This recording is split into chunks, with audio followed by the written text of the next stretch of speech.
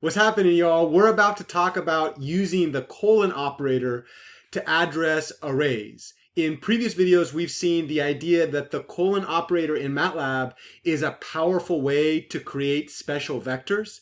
In this video, we're going to extend our use of the colon operator to specifically refer to rows or columns or sub portions of matrices in MATLAB. This is one of the really powerful features of the MATLAB command window and MATLAB scripts, because we can refer to large portions of data with a very, very small portion of code. For our first example, we're going to get started in Excel, not in MATLAB. We've actually seen how to store data in MATLAB in the entry by entry format. Wanted to show how we can leverage an Excel workbook and then import that data into MATLAB to create matrices. To do this, we're going to use the example of a multiplication table. So in this situation, let's go ahead and fill out row 1, column 1. We'll start at 1, go down to 2, 3, and then if I highlight these cells and click on the bottom right hand corner, Excel will do something called series fill in. The same thing is true here. I could go 1, 2, 3. If I highlight all 3 of those cells and click on that bottom right hand corner, and perhaps in this case I'm going to go a 12 by 10. Now what I'd like to do is create the multiplication table inside. To do this, I'm going to go ahead and write equals, take the first number, multiply by the second number, and that will give me 4. Now, of course, I'm not going to do this for the entire thing, but if I go back up here to where the formula is, I'm going to tell Excel, please highlight the entry in column A, row 2. Excel does their array indexing in the exact opposite order as MATLAB. Excel does column first and row second. Bill Gates was definitely not a linear algebraist when he wrote this. Drives me nuts. Anyways, when I put the little $sign in front of that entry, what that is going to tell Excel is, no matter what I do to this formula, please hard code the value in column A, row 2 into that formula. So when I push enter, the value doesn't change. But now if I take this and scroll to the right, notice what Excel did was recognize I'm going to use whatever column I'm in, particularly B, row 1, and multiply that entry by the corresponding hard set A2, whose value is 2. Here, C1 is 3, multiplied by A2 is 6, and in that way I can get my entire multiplication table in. Let's do that one more time. I'll go down to row 3, column B. I'm going to say that this is going to be equal to the entry in column A, row 3, multiplied by the value in B1. This case, I'm going to hard code in, or a hard reference to the specific value in the first column, third row. When I click and drag, notice what happens as I move over, the actual value of that entry doesn't change, but the column does change. So it allows me to multiply this number by all of those. Let me show you what would happen if I didn't use those $signs. If I said 4 times 2, and then I just clicked and dragged over to the right, notice what Excel did in that situation is it used relative addressing. So in this case, it was thinking, oh, I want whatever entry I'm in, I'm going to take the one right to the left of it and multiply it by the top entry. So in this situation, I'm going to take the one right to the left, so that's 8, and multiply by the top entry, that's 3. Here, 96, I'm going to take the one right to the left. That's 24 times 4 is 96.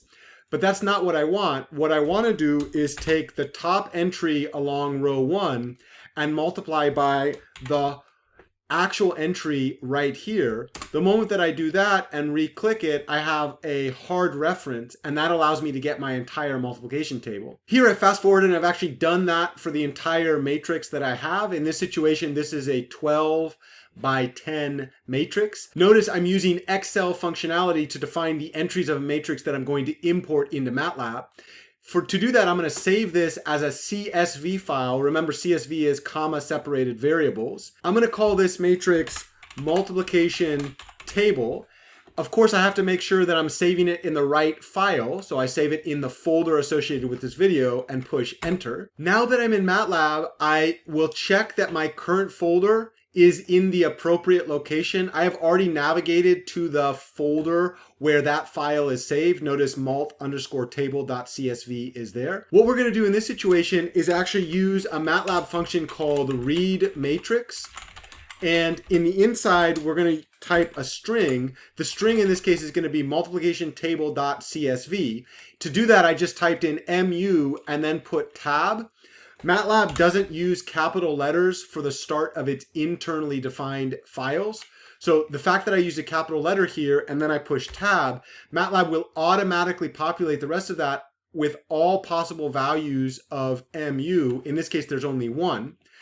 When I push enter on this particular command, MATLAB will import the numeric data saved in the malt_table.csv file as a matrix, and now I have that 12 by 10 matrix stored in the MATLAB workspace. In later videos, we'll see more uses of the read matrix function. If you want to read more about that, I always recommend that you do help read matrix and then take a look at some of the different help documentation that MATLAB provides. This one's long enough that I actually might go to the documentation page and read it. We'll see how to use those in later videos to specify ranges and really focus in on submatrices of a stored Excel spreadsheet. For now, we don't need all that information because I just showed you how to import data stored in an Excel spreadsheet.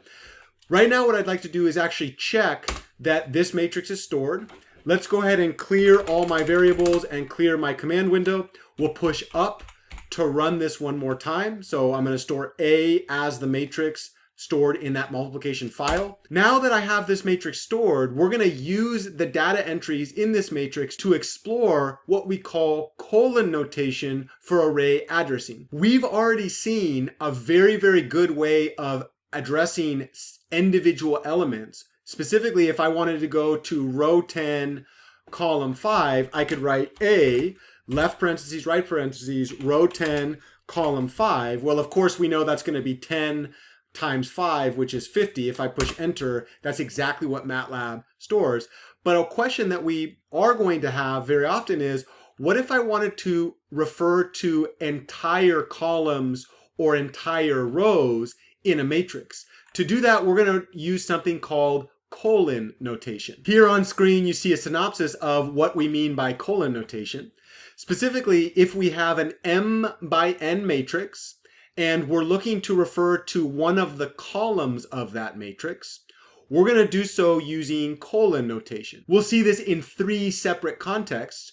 Remember that when we were looking at the matrix A, we could refer to an individual element by putting open parentheses, close parentheses, row index, comma, column index. However, if I populate the row index with a colon, MATLAB will interpret that. Please give me the entries in column K spanning all rows of that matrix. Let's take a look at what we mean by this. Here we have our matrix A, which is the multiplication table. Let's suppose that I wanted to refer to the entire column 3. So in this case, we would say I'd like entries in all rows focusing on column 3. Notice that produces all of column 3 because that was the one that I wanted. Let's suppose that instead of column 3, I want to go all the way to column 10. I could say variable name, left, right parentheses.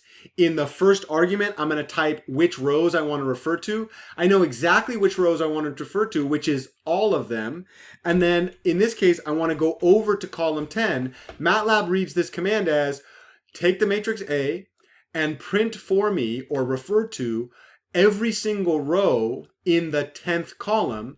That will produce a 12 by 1 vector that is identical to the 10th column of this matrix. And I can tell that that's 12 by 1 by actually running the size function on it. Remember that the first number is the number of rows and the second number is the number of columns. So the size of the 10th column of my matrix A is 12 by 1. In other words, when we're using the colon by itself, you can read that as take every single entry from that particular column. A different way to use colon notation is to refer to a subset of entries in a particular column. So in this case, if I were to type in the syntax A, the matrix name, open parentheses, I colon J, comma K, This says, MATLAB, please take the matrix A and refer to all the entries in rows I through J of column K. Let's go back to our example of the multiplication table. Suppose that we were interested in focusing on entries 6, 8, and 10 from column 2. Notice that's in row 3, row 4, and row 5. Way back when, we had said that if I said 3 to 5 using colon notation, MATLAB would produce a row vector 3, 4, 5. When I type A, 3 to 5 of 2, this is equivalent to telling MATLAB, please go to column 2 and then produce the values in rows 3, 4, and 5. Notice that's exactly what I've done here. I could have also done this via vector notation. Specifically, instead of using colon notation 3, 5, I could have written MATLAB produce in column 2 entries 3, 4, and 5. Produces the same vector. One thing that's really interesting here is I don't actually have to do sequential references. So instead of going MATLAB, go to column 2 and then produce values in rows 3, 4, and 5, I could take values in row 3, values in row 8, and values in row 12, no particular pattern there. When I push enter, MATLAB has produced from column 2, row 3, row 8, and row 12. That's exactly what we see here. In other words, when I'm using colon notation to refer to a subset of the entries in my matrix, when I type 4 to 7, perhaps let's go in column 5, what I'm telling MATLAB is go to the matrix A, then focus in only on column 5, and within column 5, please produce all entries stored in this vector. So specifically, this is the vector 4, 5, 6, 7. This call right here says, MATLAB, go to column 5 and print for me all rows in that column, starting at row 4 and going up to row 7. Let's go over to column 5. We'll go down to row 4 and then move down 4, 5, 6, 7. This vector should be a 4 by 1. 20 should be its first entry, 25, 30, 35. Let's go ahead and push enter on that. Notice that's exactly what we've produced. The last thing that we can do in MATLAB is use colon notation to refer to all columns of a matrix. This is kind of silly. If I type A, that gives me the entire matrix.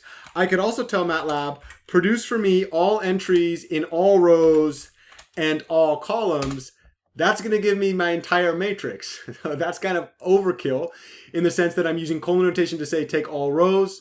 Oh yeah, and MATLAB, please take all columns. But I could be more strategic here. Let's pretend that I wanted to focus in on everything in rows 2 and 3 from column number 1 all the way to the last column of my matrix. I could tell MATLAB, please take for me everything in rows 2 and 3. Oh yeah, make sure to print all the columns of that matrix, and that gives me the submatrix defined by those 2 rows. That's exactly what you see here. This is super powerful because it means we can use colon notation to refer to any entries in any of the locations that we would want. I'm going to end this example of using colon notation to refer to the individual elements of a column by showing you how I might create a new matrix using a submatrix of A, so a subset of those variables that comes from only the even rows. So specifically, let's go ahead and create a new matrix called E for even.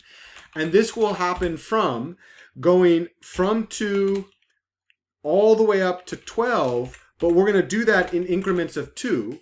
Remember, this vector from colon notation starts at 2, goes up to 12, and does it in increments of 2. So this would be 2, 4, 6, 8, 10, 12. Then I want to take all the columns.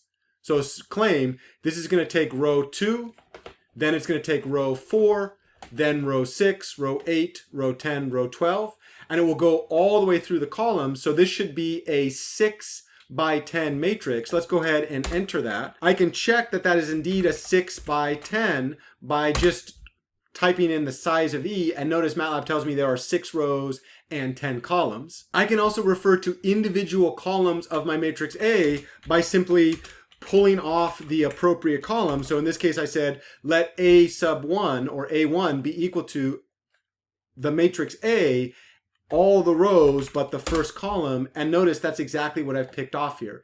Colon notation saves me a lot of time when I'm trying to access data structures within an array that I've already saved. We can visualize the colon notation for vector options. If I start with a matrix A and I want to refer to the kth column, I can use the colon notation in the row index, and that gives me all the entries of the kth column. Here we're assuming A is an m by n matrix. If I want to refer to a subset of rows starting at row I and going to row J in column K, I would type A, open parentheses, I colon J, comma K, and that would give me everything in column K between rows I and J. For a submatrix of A that takes everything between rows I and J in all columns, I would type A, open parentheses, I colon J, comma, colon, because the colon refers to all entries in that particular dimension. You're probably getting the idea by watching this video that not only can we use colon notation to refer to the columns of a matrix, we can also use colon notation to refer to the rows of a matrix. Specifically, if we wanted to refer to the ith row of an m by n matrix, specifically if we wanted to take a matrix A that has m rows and n columns, and then focus in on one of the m rows, let's call it row I, we could refer to that row using a similar idea, but in reverse. In other words, we type the name of the matrix, then we say MATLAB, open parentheses, focus in on row I, and then give me all columns in that row. Let's go ahead and look at row 10 of our multiplication table matrix. In this case, I'm going to say the name of this matrix is A. I'd like to go down to row 10, and I want to take all values of this. Let's go ahead and store this in a variable called R10 for row 10. Notice that when I push enter, MATLAB goes to the matrix A, goes down to row 10, and then takes all columns in that row. The output is then stored in a vector called R10 for row 10. Notice row 10 is a 1 by 10 matrix. I can test that by actually just typing the size of R10, 1 row and 10 columns. Not only can we use colon notation to focus on individual rows, but within a row we can focus on a subset of the entries. Let's suppose that we wanted to go down to row 4s and get a subset of the elements starting at column 3 all the way through column 9. So in that situation, I'll tell MATLAB, go to matrix A, go down to row 4, and then go from column 3 all the way to column 9. When I push enter, MATLAB produces the vector that stores those entries. Remember, when we're using colon notation in this form, I could have equivalently typed the row vector, MATLAB, go to matrix A, focus on row 4, and then from row 4, pull out all entries where the column index is 3, 4, 5, 6, 7, 8. When I push enter, notice the exact same matrix came out, and that was because when I typed 3 to 9, MATLAB looks at that colon notation as producing this row vector. That also implies that I can be more precise or more specific. I could take non-pattern vectors. So maybe I start at 1, go to 3, then go to 4. Let's say I wanted to go to column, 8, and then skip over to column 10. That will give me a subset of the vectors that are given by the indices stored in that particular location. So it's not only that we can use colon notation, we can also refer to entries in a particular row using vector notation.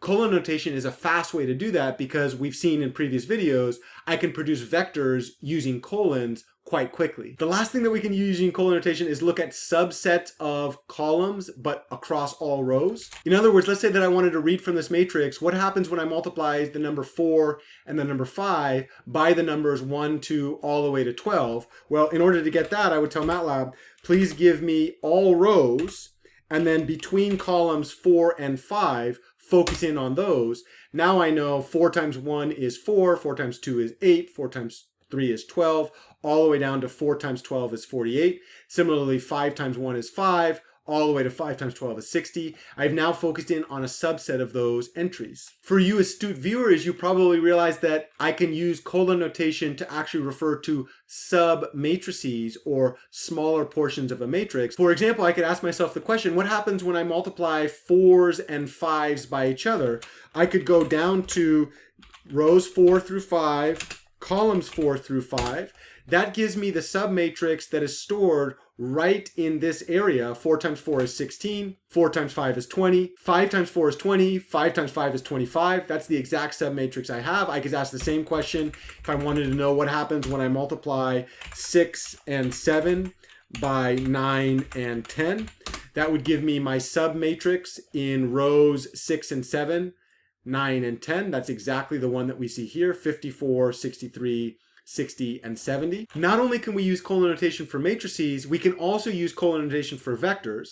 Let's focus in on a single column vector and also a single row vector. To do this, we'll focus in on column 2 of our matrix. So go to matrix A, take all rows in column 2, and store that as a variable C2. Also, let's go to row 10. So we'll call R10 is going to be the 10th row of A, all columns. So R10 equals A. Go to the 10th row, take all columns. Now, if I were to type in C2 of colon, that's going to produce all entries stored in the matrix C2. I don't actually like to do single entries because this is a one-dimensional array. I'm not sure in this particular call if it's a column vector or a row vector.